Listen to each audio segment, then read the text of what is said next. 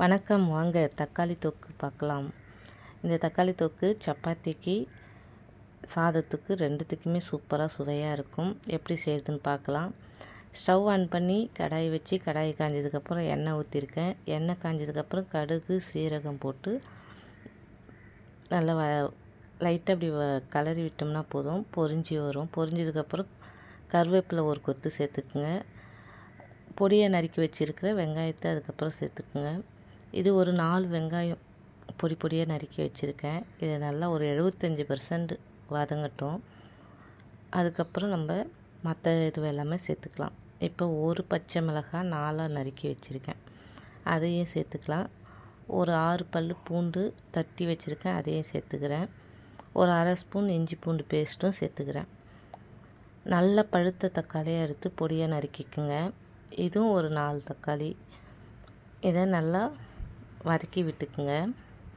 இந்த பழுத்த தக்காளி தாங்க நல்லா ஒரு தொக்கு கொடுக்கும், கலர்ஃபுல்லாகவும் இருக்கும்.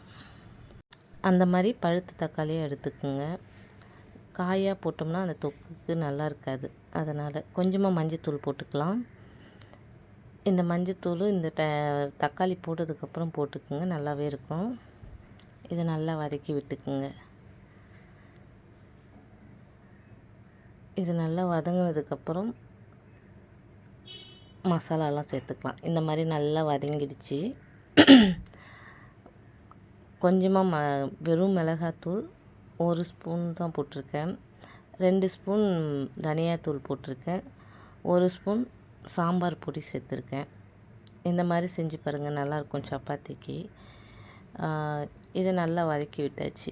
இந்த மாதிரி எண்ணெயிலே நல்லா பச்சை வாசனை போக நல்லா சுருளை வதக்கி விடுங்க.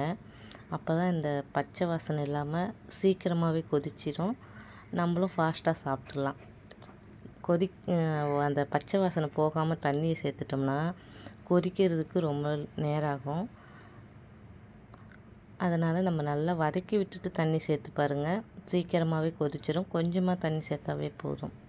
வேலை சீக்கிரம் முடியணுன்னா இந்த மாதிரி செய்யுங்க. தண்ணி சேர்த்தாச்சு, ஒரு அரை கப்பு சேர்த்துருக்கேன். இந்த அளவு இருந்தால் போதும். இது அப்படியே ஒரு 5 நிமிஷத்தில் ரெடி ஆகிடுங்க. நீங்களும் ஒரு வாட்டி ட்ரை பண்ணுங்கள். மூடி போட்டு மூடிடலாம். ஒரு 5 நிமிஷம் கழித்து நம்ம ஓப்பன் பண்ணி பார்க்கலாம். இதை பாருங்க, நல்லா கொதிச்சிருக்கா.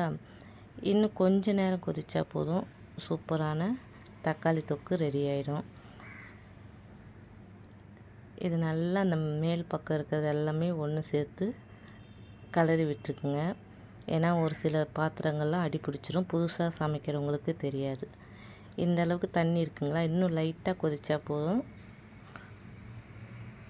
இந்த தண்ணி லைட்டாக கொதித்து அந்த வெங்காயம் தக்காளி மட்டும் அப்படியே இருக்கும். அந்த டைமில் கொஞ்சமாக கொத்தமல்லி பொடியாக நறுக்கி சேர்த்துக்கலாம்.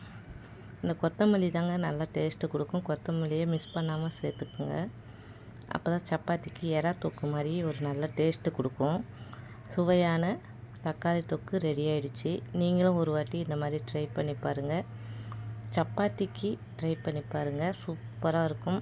இதில் ஒரு 2 அவிச்சி முட்டையை அவிச்சி 2 கீரல் போட்டு அதில் சேர்த்து பாருங்கள், சாதத்துக்கு செம்மையாக இருக்கும். அப்பளம் மட்டும் இருந்தால் கூட போதுங்க, இந்த தக்காளி தொக்கு சூப்பராக இருக்கும்.